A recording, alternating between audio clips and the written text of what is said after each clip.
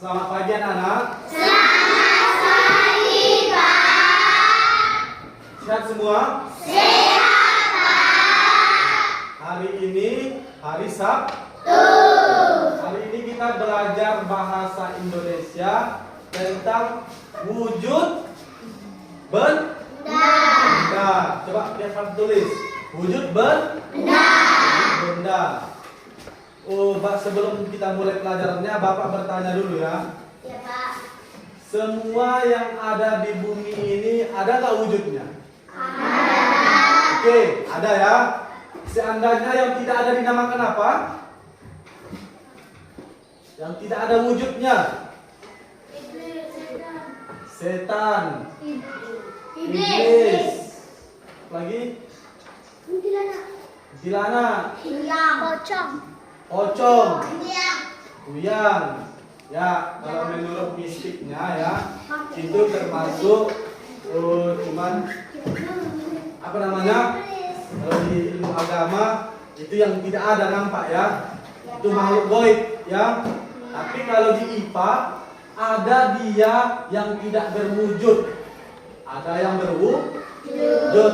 Coba perhatikan Bapak tulis. Di sini kita belajar wujud benda. Apa itu wujud benda? Ada yang tahu apa itu wujud benda? Hah? Tidak. Ya. Wujud benda berarti semua benda itu ada wujudnya. Ada juga benda yang tidak mempunyai wujud. Apa itu wujud? Yang disentuh akan terasa, istilahnya ya.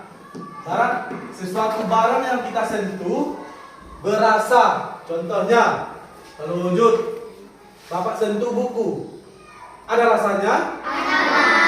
Apa rasanya? Ya, keras. Boleh dimakan? Enggak. Ya, itulah salah satu wujud. Contohnya Bapak pegang air.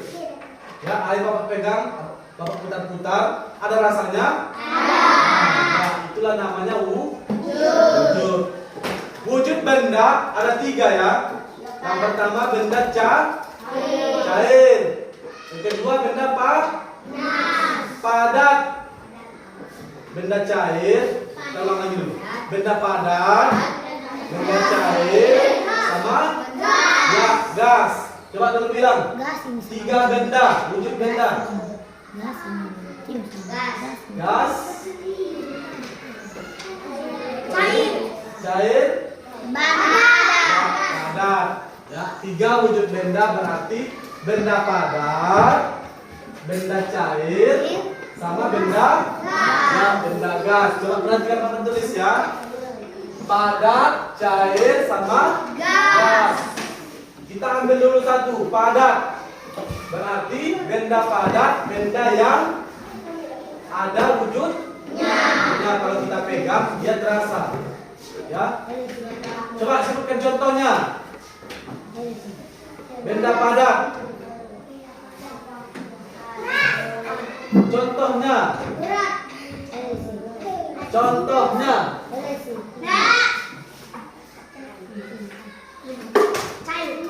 Ya, dan itu benda cair ya. Contoh benda padat.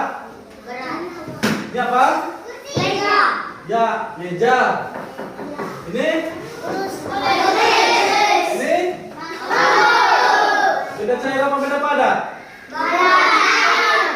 Ya, benda apa? Padat. Ya. Benda padat akan hancur memang lama ya, seperti plastik akan hancur apabila ada namanya mikroorganisme pengurai namanya. Contohnya, kalau meja ini kita hujan-hujankan setiap hari, kita taruh di tanah, dia lama-lama akan lapuk. Betul. Lapuk, terakhir lama-lama menjadi tanah. Contohnya tuh kayu-kayu yang di luar kan, kena hujan, kena matahari, lama-lama dia lapuk.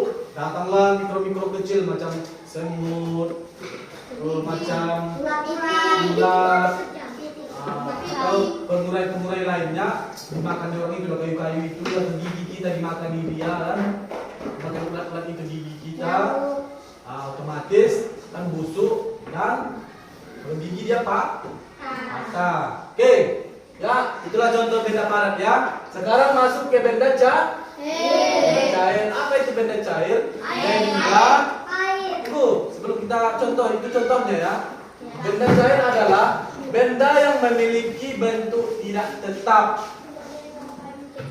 Kenapa bilang bentuk tidak tetap? Karena benda cair ini mencari wadah yang paling bawah. Ya, coba perhatikan hujan. Hujan kan dari turun dari langit kan, dari langit ke bawah ke tanah, sampai ada ke gunung kan, sebelum baru dia mencari dataran yang paling rendah. Apa dataran paling rendah? Apa?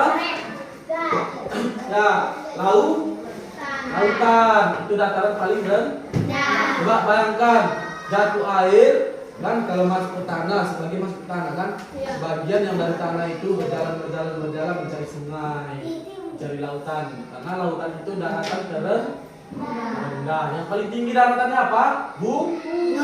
Gunung, bukit, itu yang paling tinggi ya. Terus ya, masuk ke contohnya. Bentuk benda cair itu dia dapat berubah bentuk ataupun meresap. Contohnya tadi apa? Lem, air, ya stipo, airnya ya. Ya stipek, stipo sama itu. Ya, ikan pulpen. Spidol. Jadi bentuk air. Kamar air. Bentuk yang berhubungan dengan air. Air, kalau kami bersihin air udara, kan? Darah itu adalah cairan yang berbentuk. Ya. Terus yang ketiga namanya gas. Apa itu gas? Ya, itu kompor gas ya. Gas itu adalah benda yang dapat berubah sesuai dengan wadahnya. Contohnya pas tadi dibilangnya ya, tabung gas. Ya. Tabung gas ya. Di dalam itu ada gas kan? Itu menguap kan? Belum mati. Ya. Terus apa lagi contoh gas? Panas enggak ya? Kalau